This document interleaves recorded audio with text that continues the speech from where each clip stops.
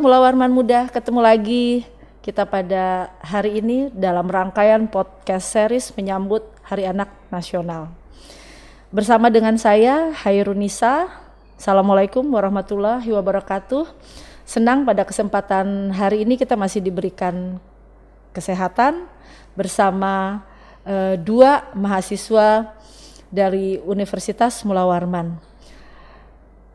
Merupakan rangkaian dari podcast seri yang pertama, kita berbicara tentang generasi zilenial, adab dan etika bermedia sosial.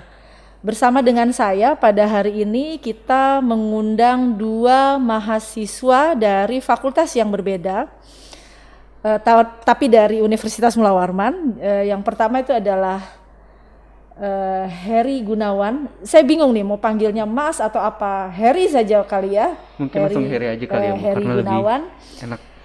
Heri Gunawan ini adalah dari Fakultas Kesehatan Masyarakat, mahasiswa tingkat akhir dan merupakan juara 1 Duta Genre Kota Samarinda. Begitu ya? Iya benar, Bu. Heri Gunawan. Ya, kemudian di samping kanan saya ini ada Grace Ula.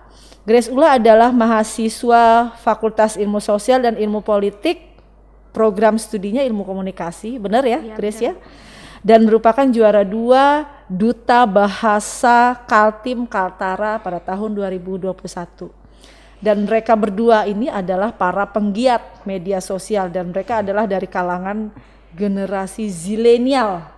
Ya, begitu ya? Iya, benar. Karena kalau anak muda sekarang tidak menjadi penggiat media sosial, itu menjadi sebuah pertanyaan, gitu ya. Iya. Oke, kita bincang-bincang santai saja, Grace, Heri ya, dalam rangka menyambut Hari Anak Nasional pada tanggal 23 Juli 2021.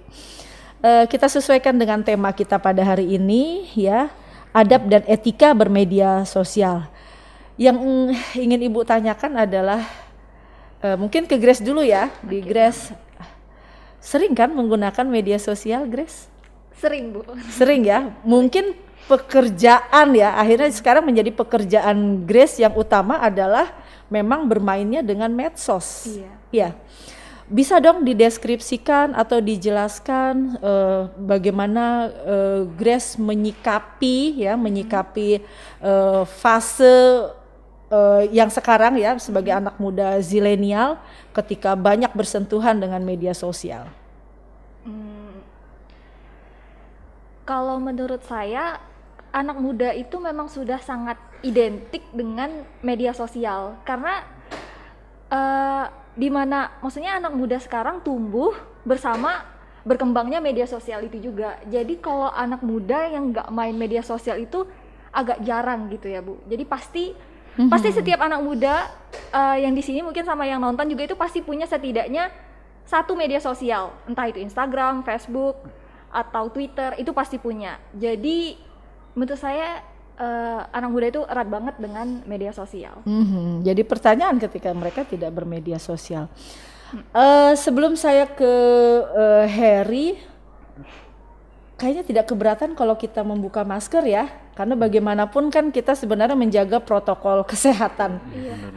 Boleh ya kita buka masker ya supaya suara kita juga lebih nyaman gitu kan. Kemudian pemirsa gitu ya atau Mula Warman Muda yang lain itu bisa melihat wajah kalian berdua yang cantik dan ganteng ya. Oke, baik, silahkan dari versinya Heri Gunawan untuk menjawab pertanyaan sebagaimana tadi pertanyaan yang sudah saya kemukakan ke Grace. Oke. Jadi kalau saya sendiri untuk memberikan gambaran terkait remaja dengan sosial media pasti sangat berkaitan erat ya, Bu. Karena kan kita tahu sendiri nih kalau sudah zaman sekarang ini kan masa-masa PPKM gitu. Jadi kita lebih banyak kegiatan di rumah. Nah, sedangkan anak remaja kalau sudah di rumah terus sambil kuliah online pasti mereka kayak banyak waktu luangnya, akhirnya mereka bermain media sosial. Mungkin tidak cuma satu, pasti mereka punya paling nggak 3 tuh. 3 media sosial kayak Instagram, kemudian TikTok, kemudian WhatsApp, mungkin WhatsApp ini buat berkomunikasi ya dengan yang lain, tapi yang kayak TikTok dengan Instagram ini yang paling mereka sering gunakan gitu. Jadi kalau anak remaja atau anak-anak muda zaman sekarang itu nggak bermain media sosial, justru yang seperti tadi dikatakan Ibu, kayaknya kenapa tuh harus dipertanya tuh kenapa dia nggak main gitu. Oke, kalau Ibu lihat ya dari sisi kelahiran, Grace lahirnya tahun Saya tahun 99. 99. Kemudian kalau Harry? Sama Bu, Sama. 99 juga. Nah, kalau spesifikasi ya, pengkategorian kalau milenial itu kan 80 ke 94 ya. Kemudian kalau zilenial itu 95 sampai 2020-an ke atas 2025. ya kan. Ya, itulah pokoknya ya. Nah, itu kan artinya bahwa kalian itu masuknya memang ke Gen Z, ya kan, ke Gen Z gitu. Nah, dengan pekerjaan-pekerjaan kalian sekarang itu kan mau tidak mau kalian harus sering sekali bersentuhan dengan media sosial. Oke. Kalau dilihat nih ya, kalau Ibu suka lihat gitu ya, itu kadang-kadang generasi Z terkadang itu suka melakukan atau membuat pesan-pesan yang kadang-kadang sarkasme. Oke, padahal kita juga harus memperhatikan bagaimana adab, bagaimana etika di dalam bermedia sosial. Ibu ingin tanggapan Harry dong tentang ini seperti apa? Ya, jadi kalau seperti tadi yang katanya Ibu bahwa anak-anak dan remaja itu yang masuk dalam generasi Z itu kan memang banyak tuh yang kayak zaman sekarang yang lebih banyak sarkas gitu. Mereka mensarkas karena kayak menginginkan sesuatu yang mereka inginkan. Karena kayak apa sih maksudnya? Kayak itu tuh bukan sesuatu yang mereka butuhkan, tapi hanya sebuah mengikuti tren. Gitu, mengikuti tren yang dimana ketika ada segolongan remaja yang lain di luar daerah melakukan suatu hal tersebut, maka remaja-remaja lain di luar daerah pun akan mengikutinya. Jadi mereka tuh kayak, ini keren nih, kan anak remaja tuh biasanya mengikuti hal-hal yang mereka memang mau gitu. Nah akhirnya mereka ngikutin tren seperti itu. Mungkin kayak akhirnya mereka panutan atau pengen biasanya masuk FYP kali ya kalau di dalam itu FYP itu apaan tuh? For your page. Kalau di dalam TikTok gitu Bu. Jadi kayak pengen masuk di dalam ini halamannya layarnya orang-orang gitu. Jadi pengen banyakin like gitu. Akhirnya kontroversi gitu. Jadi mengejar like dari netizen tanpa mereka kadang-kadang tidak sadar bahwa itu adalah pelanggaran. Ya, pelanggaran dalam tanda kutip etika ya, sisi etika. Oke, kalau Grace gimana Grace? Kalau menurut saya kenapa banyak anak muda yang sarkasme dan segala macam di media sosial itu karena itu tadi benar ikutan tren. Karena anak-anak muda zaman sekarang itu ngelihat sesuatu yang hype, mereka pasti langsung ngikutin itu. Misalnya ada satu influencer yang misalnya sering menggunakan kata-kata kasar, tapi sebenarnya itu emang udah ciri khasnya dia, dan mereka ngelihat ini penontonnya banyak nih gitu, jadi mereka ngikutin itu mentah-mentah gitu. Nah sedangkan influencer ini mungkin sudah tahu konsekuensi dari apa yang dia katakan, apa yang dia buat. Nah tapi tidak untuk anak-anak yang jadi penontonnya ini, mereka nangkap itu mentah-mentah dan nganggap yang penting aku ngomong kayak dia, udah pasti banyak yang like videoku, banyak yang nonton kayak gitu. Jadi akhirnya mereka pun ngikutin itu gitu. Jadi mereka ngucapin itu di semua tempat tanpa mereka udah pikir panjang. Mereka cuma mikir ini yang bakal bikin dia dapat banyak engagement. Udah gitu doang gitu. Jadi akhirnya mereka ngelakuin itu di semua tempat, dan itulah yang membuat mereka akhirnya melupakan adab dan etika dalam bersosial media itu tadi. Perlu, kalau dalam hal ini kalau menurut kalian kita perlu melakukan edukasi atau literasi bermedia sosial nggak ya? Ya sangat perlu ya Bu, perlu banget nih. Sangat perlu ya. Nah karena sekarang zamannya udah segala sesuatunya menggunakan media sosial, kemudian kita di tengah pandemi, ya kan, menyebabkan kita tidak bisa berinteraksi secara bebas satu dengan yang lain, maka satu-satunya cara saat ini loh ya, adalah dengan literasi melalui media sosial Media lagi. sosial. Gitu ya. Iya, Mungkin begitu ya, setuju dengan itu ya. Setuju banget. Nah, karena kalian berdua itu sebagai duta-duta nih, ya mungkin Iya. nanti salah satu video kalian gitu ya, itu adalah memberikan edukasi sebenarnya kepada teman-teman kalian yang satu generasi ya, itu untuk lebih bijak lah di dalam menggunakan media sosial. Oke, terlepas dari itu, seperti di podcast seri yang pertama ya, di situ Ibu ada bicara dengan dua narasumber tentang ini ya, ciri khas dari zilenial ya. Salah satunya gini, zilenial itu lebih sensitif, lebih peka terhadap masalah-masalah sosial ya. Tetapi gitu ya, mereka tidak tahu tuh bagaimana cara mengungkapkan kepekaan mereka gitu ya, atau mengungkapkan empati mereka terhadap masalah-masalah sosial tersebut. Ya, pernahkah kalian mengalami hal seperti itu? Saya dulu ya, Bang. Iya boleh. Karena mata Ibu sudah ke Grace. Oh iya. Kan kalau mata Ibu ke Grace aneh kalau Harry yang jawab ya. Oke, silakan deh Grace. Kalau menurut saya, karena seringnya kita menggunakan media sosial, dan media sosial juga merupakan sarana informasi yang paling cepat saat ini, paling banyak lah untuk ngasih informasi tentang berbagai isu, berbagai berita. Jadi kita mau nggak mau kita pasti akan pernah ada di suatu kondisi di mana kita tuh ngelihat satu fenomena dan kita merasa kayak kenapa sih kayak gini gitu. Tapi nggak ada yang bisa kita lakukan karena ya kita juga emang selain kapasitasnya nggak di situ, kita juga nggak punya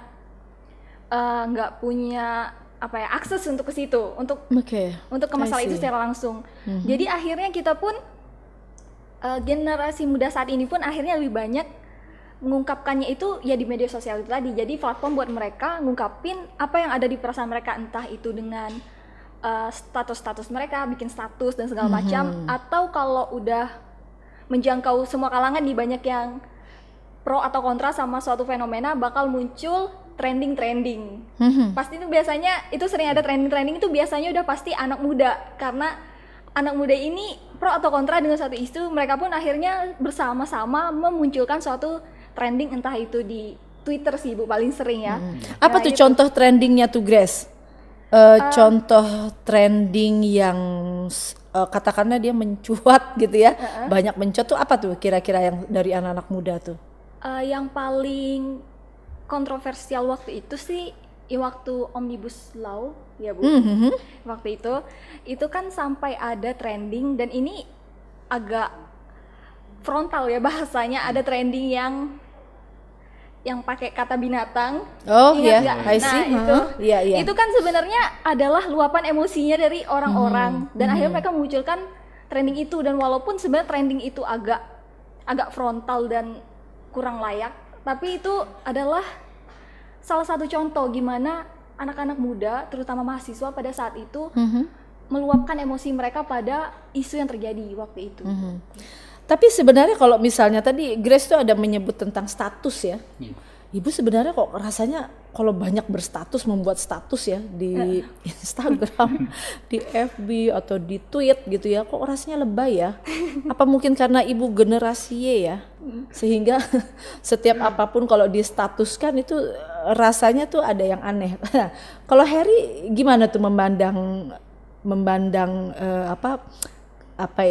case seperti itu tuh gimana tuh Harry? Nah, jadi mungkin hampir sama yang tadi disampaikan dengan Grace, karena kan memang anak-anak remaja atau anak-anak muda zaman sekarang tuh yang lebih banyaknya tuh mengikutin tren gitu, dimana mereka lebih fokusnya ke ingin memunculkan isu atau menggiring opini gitu. Ya. Nah, jadi mereka tahu bagaimana cara mengekspresikan dirinya mereka. Ingin memunculkan empati mereka melalui sosial media dengan membuat status, misalnya memberi ajakan gitu, misalnya ayo kita dukung ini, misalnya yang seperti tadi pro kontra tentang omnibus law. Nah, mereka di situ membuat ajakan, ayo kita ikut pro, ayo ikut kontra gitu. Nah, sedangkan mereka sendiri belum memahami sebelumnya lebih dalam lagi mengenai bagaimana sih cara kita menyampaikan pendapat kita di dalam menggunakan media sosial. Terkadang mereka seperti tadi langsung belak-belakan, langsung menyebutkan secara frontal tanpa memikirkan dampak ke depannya. Gitu. Akhirnya mereka ya menyampaikan terus. Nah, tidak tahu kenapa terakhirnya mereka akhirnya melanggar itu suatu yang namanya etika ataupun tidak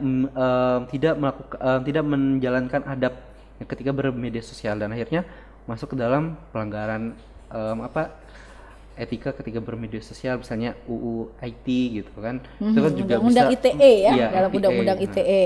Jadi kan kayak mereka akhirnya kayak oh ternyata salah, dan ketika mereka mendapatkan hukuman tersebut mereka jadi oh kayak kok saya baru tahu kalau ini termasuk dalam pelanggaran gitu. Jadi kayaknya memang perlu kita berikan edukasi, ternyata di dalam bermedia sosial ini kita harus begini, ada etikanya toh. Ya, harus tetap mengikuti kaidah atau norm ya, norm dalam berkomunikasi di masyarakat. Oke, ini ada, Ibu pernah baca beberapa referensi ya, bahwa katanya kalau kaum zilenial ya, itu agak sedikit sekali interaksi dengan sosial. Interaksinya itu lebih banyak dengan gadget gitu. Benar. Oke, Ibu ingin Grace mungkin ya berpendapat tentang ini bagaimana, atau apakah memang itu pengalaman Grace sehari-hari juga sebagai kaum zilenial gitu, apalagi sekarang kita pandemi gitu. Benar. Kalau karena sekarang ditambah dengan kondisi pandemi juga, jadi memang lebih banyak emang interaksinya sama gadget dibanding sama sosial secara langsung gitu. Tapi terlepas daripada itu pun sebenarnya memang anak muda itu zaman sekarang memang lebih cenderung sering berinteraksi dengan gadgetnya gitu. Kayak memang sudah ada ikatan gitu antara dia dengan gadgetnya, sehingga kalau dia nggak buka misalnya, atau kalau dikasih pilihan aja zaman sekarang pasti jarang banget anak muda yang bakal rela ninggalin HP-nya di rumah gitu seharian nggak megang HP. Itu hampir jarang banget, hampir nggak ada lah gitu, karena saking udah terikatnya, udah ada ikatan sama kebutuhan sama primer kali ya, akhirnya sekarang menjadi, atau mungkin dia bisa berhenti memegang gadget itu ketika dia tidur aja. Iya benar. Melek mata tuh langsung ada pesan apa ya, bangun tidur gitu ya, pasti langsung ngecek. Iya langsung HP. ngecek handphone. Dia bukan ngecek yang lain-lain, tapi handphone. Kira-kira gimana Heri dalam kehidupan, apa seperti itu ya? Iya, kalau dibilang hampir seperti itu, karena jadi kan masa pandemi nih, jadi otomatis hampir 24 jam kayak kegiatannya harus di rumah aja gitu. Terus kegiatan sekolah, nah apalagi dengan sekolah ini kan kita biasanya kalau misalnya luring kemarin kita bisa berinteraksi nih dengan teman-teman, kemudian bisa melakukan kegiatan dengan masyarakat terjun langsung. Nah kalau sekarang yang seperti tadi bilang bahwa kalau anak remaja atau anak muda zaman sekarang nih, gadget itu bukan lagi kebutuhan tersier atau sekunder, tapi bisa jadi kebutuhan primer, di mana bangun tidur langsung cek HP, mau tidur juga main HP, bahkan sampai ke WC pun juga ada yang bawa HP. Iya. Nah, jadi kayak luar biasa ya. Kayak itu tuh jadi barang yang harus ada di badannya dia gitu. Selain terlepas dari baju dan celana gitu. Kalau boleh dibilang nyawa kali ya. Iya, bisa dibilang gitu. Karena handphone itu menjadi nyawa kaum zilenial ya. Bu, karena ada juga tuh yang kayak misalnya dia nggak megang HP seharian tuh dia muncul rasa gelisah gitu. Akhirnya dia kayak kebingungan sendiri kalau misalnya nggak megang HP. Apalagi yang kayak misalnya kemarin kan Kaltim pernah blackout tuh. Nah itu kan udah kayak resah, gelisah, galau semua ya. Pada menuntut semua tuh. Padahal waktu itu berapa jam ya? Iya, hanya berapa jam gitu, tapi udah kayak nyawa itu di bagian mana gitu karena kan, mereka kayak blackout. ini kebutuhan saya nih harus dipenuhi gitu. Jadi kayak ya mereka lebih banyak ke media sosialnya dibandingkan dengan sosial. Kalau meskipun ke sosial, toh juga ketika bertemu dengan masyarakat mereka tetap ada itu gadget atau media sosialnya sambil bermain gadgetnya gitu. Jadi interaksinya pun bisa dibilang sangat minim atau sangat kurang dibandingkan ketika dia bermain media sosial.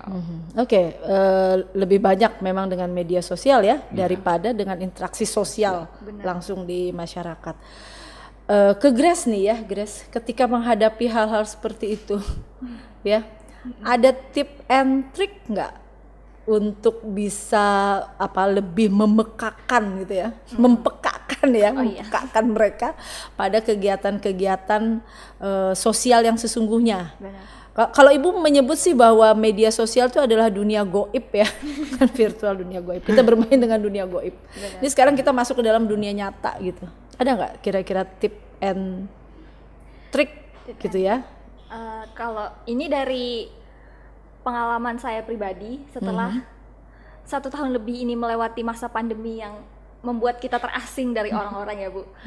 Kalau menurut saya, karena selama masa pandemi ini saya cuma bisa berinteraksi secara daring lewat media sosial, itu ada pada akhirnya bakal ada sesuatu yang kurang gitu, yang bikin kita tuh ngerasa hampa. Itu kayak sebenarnya walaupun kita itu udah merasa butuh banget nih, misalnya sebelum-sebelumnya walaupun bisa berinteraksi secara bebas dengan orang-orang, kita tetap kayak merasa, oh saya butuh media sosial, gadget saya paling penting gitu. Kita tetap kayak buka itu terus. Tapi nanti kayak saat sekarang, di saat kita ternyata sudah cuma dikasih itu doang, interaksi kita sama dunia nyata dibatasi, ada sesuatu yang hampa. Jadi kayak kurang gitu, walaupun kita terhibur sama media sosial dengan segala, apalagi fitur-fitur udah semakin canggih dan segala macam. Kita udah bisa lihat orang lain, kita bisa video call sama teman kita misalnya, tapi tetap aja pada akhirnya ada yang kurang. Kita pasti lebih enak kita jalan langsung gitu, makan sama-sama daripada cuma video call doang. Jadi tips and triknya menurut saya sih untuk anak muda sekarang emang agak susah, apalagi untuk mereka yang udah ngerasa terikat banget sama gadget mereka. Tapi pada akhirnya nanti akan ada satu titik di mana mereka menemukan bahwa oh ternyata media sosial ini bukan nyawa saya tadi gitu. Akan ada satu titik di mana mereka ngerasa oh ternyata berinteraksi dengan manusia secara nyata, dengan orang langsung itu lebih menyenangkan, itu lebih menarik, itu yang bakal berwarna kali ya. Gitu, yang mengisi hidup yang itu menjadi lebih berwarna. Karena yang kita hadapi saat ini adalah alat gitu ya. Dengan yang kita hadapi itu berupa nyawa gitu kan. Orang yang punya rasa, cita, karsa, karya gitu ya, tentu berbeda. Dari Heri sendiri gimana tuh kira-kira? Nah, jadi kalau misalnya dari saya sendiri untuk tips and triknya nih, kan kalau dibilang gadget atau media sosial ini ada nyawa. Jadi kita nggak mungkin dong secara langsung memutuskan gitu. Jadi yang harus kita lakukan mungkin secara bertahap. Secara bertahap untuk melepaskan gitu media sosial dengan cara misalnya ada waktu luang ketika kita misalnya memang bisa mampu dapat berkumpul secara langsung, maka kita mulai nih kita buat gerakan misalnya kumpul tengah. Jadi HP atau gadgetnya mereka itu dikumpulkan di tengah di satu titik gitu. Jadi kita akan lebih merasakan lebih banyak interaksinya secara langsung gitu. Jadi tidak ada lagi ketika bertemu itu sibuk dengan masing-masing gadgetnya gitu. Sama juga kalau misalnya kita ketemu dengan anak-anak remaja, kita bisa mengedukasi dengan literasi. Literasinya misalnya ternyata selain gadget kita ada yang lebih seru loh, game yang lebih seru dibandingkan gadget terus. Kan game online nih juga gencar-gencarnya nih. Iya, game online tuh luar biasa ya. Nah, jadi kita punya game yang lebih seru, yang secara fisik juga sekalian olahraga dan juga mampu meningkatkan motorik mereka gitu. Jadi kalau dibilang tips and triknya harus dilakukan secara bertahap sih Bu, kalau menurut saya. Bertahap gitu. bertahap. Iya, dan itu nggak mudah loh ya. Nggak mudah. Nggak mudah itu. Karena kalau misalnya nanti dilepas, nanti mereka malah stres gitu secara langsung. Kaget. Ya kaget gitu. Kalau mau mengadakan shock terapi, nggak bisa juga ya. Iya. Karena udah ketergantungannya ketergantungannya tuh udah tinggi sekali. Jadi ketika misalnya dengan punishment itu juga nggak efektif kali ya Her ya. Nih kebetulan kan Heri dari kesehatan masyarakat nih. Iya. Nah, jadi kan tahu banget nih ya tentang itu ya Heri Iya ya. benar Bu. Jadi emang harus bertahap ya. Harus bertahap. Atau mungkin kita harus membuat rancangan kali ya Heri ya, membuat membuat schedule gitu ya, bahwa tahap pertama tuh apa dulu kali gitu ya Heri ya. Iya benar Bu. Jadi mungkin saya boleh cerita sedikit Bu. Boleh, boleh. Nah jadi teman saya, kebetulan adik tingkat saya, dia punya adik. Adiknya umur sekitar 5 tahun, adiknya umurnya sekitar 18 tahun. Dia punya adik, dia membolehkan adiknya hanya bermain HP atau bermedia sosial pun ketika pada saat hari Sabtu. Jadi hari Sabtu itu full, dia boleh bermain sepuasnya. Sedangkan untuk di hari lain itu kayak dibatasin. Misalnya hanya 1 jam atau 2 jam. Tapi gitu. tetap boleh ya? Tetap boleh. Oh, iya. Jadi mungkin seperti itu yang kita bisa lakukan. Kayak misalnya buatkan schedule, kamu boleh bermain HP atau bermedia sosial hanya selama 1 hari 1 jam gitu. Nah itu juga jadi akhirnya tidak menimbulkan rasa kecanduan. Gitu. Oke. Tip dan trik yang oke sekali ya, karena bagaimanapun ibu juga kan punya anak-anak kecil gitu ya, yang mungkin itu bisa diterapkan lah ya, dan ya mudah-mudahan itu menjadi konsep yang jitu lah ya, konsep yang jitu. Oke, karena ini berkenaan dengan Hari Anak Nasional ya, Grace dan Heri, mungkin ada pesan-pesan dong untuk anak-anak nasional gitu ya, atau dalam hal ini adalah para mulawarman muda ketika mereka harus bijak menyikapi media sosial pada saat sekarang. Mungkin dari Grace dulu. Pesannya Bu. Oke. Kalau dari saya, ini juga yang saya pegang untuk diri saya sendiri. Sebagai anak muda, kita itu pasti lagi gencar-gencarnya mencari jati diri dan segala macam. Kita lagi pengen berekspresi, pengen bebas dan segala macam. Itu boleh-boleh aja. Kalian boleh bebas berekspresi bagaimanapun, terutama lewat media sosial. Tapi ingat, kalian boleh melakukan apapun selama kalian tidak melanggar agama, HAM, dan hukum. Udah, itu aja. Selain itu bebas gitu. Itu sih pesan. Tidak melanggar agama, HAM, dan hukum. Iya. Ya. Kalau Heri? Ya mungkin untuk pesan-pesan untuk teman-teman mulawarman muda, jadi pesannya adalah kalian boleh mengekspresikan apa yang kalian mau. Kalian ingin mengungkapkan pendapat kalian melalui media sosial secara bebas, itu boleh. Tetapi kita mempunyai batasan-batasan, yang dimana batasan-batasan ini dapat teman-teman buat sendiri dan juga mengikuti apa yang ada di masyarakat gitu. Jadi teman-teman tetap harus mengikuti apa yang sudah terbentuk di masyarakat, tetapi jangan lupa untuk tetap menerapkan hal tersebut. Jangan sampai teman-teman bebas mengekspresikan hal-hal yang teman-teman ingin luapkan di media sosial, tetapi teman-teman lupa. Jadi lebih bijak lagi ketika bermedia sosial, pikirkan lebih panjang dampak apa yang teman-teman tulis, apa yang teman-teman upload di media sosial teman-teman, karena bisa saja tidak 1 tahun atau 1 jam setelah teman-teman upload, mungkin akan beberapa tahun setelahnya baru teman-teman rasakan dampak dari apa yang teman-teman upload gitu. Dan satu mungkin Heria untuk menambahkan, bagaimanapun rekam jejak digital ya, Iya, itu benar. tidak bisa dihilangkan. Hilangkan. Bisa dihilangkan. Ya kan Kak, jadi mungkin ada pepatah, apa yang kamu tanam itu yang akan kamu tuai. Iya. Gitu ya. Ketika kamu berkata-kata baik, maka kebaikanlah yang akan datang. Tapi sebaliknya, ketika kita banyak melakukan atau kata-kata yang buruk, maka itu akan kembali kepada diri kita. Mungkin itu ya. Oke, Mulawarman Muda senang sekali pada hari ini kita berbincang dengan 2 narasumber kita dari kalangan zilenial ya. Ada Grace Ula dan ada Heri Gunawan. Mudah-mudahan karir kalian ke depan ya itu tambah oke, karena kalian juga sebagai duta dua-duanya.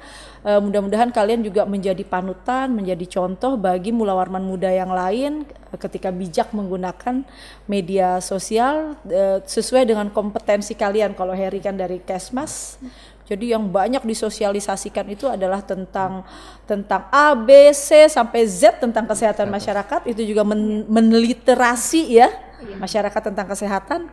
Kemudian Grace itu dari komunikasi, ini lebih pas lagi gitu ya. memberikan literasi media ya, berpesan yang bijak gitu ya terhadap audiens ya, masyarakat dimanapun berada ya. Sekali lagi terima kasih, kita senang sekali bertemu pada hari ini. Mudah-mudahan nanti di kesempatan yang lain kita akan bertemu pada waktu yang berbeda, bahasan yang berbeda ya. Terima kasih para Mulawarman Muda. Saya akhiri untuk podcast hari ini. Ya, mudah-mudahan banyak memberikan hikmah, banyak memberikan manfaat untuk Mulawarman Muda sekalian. Salam.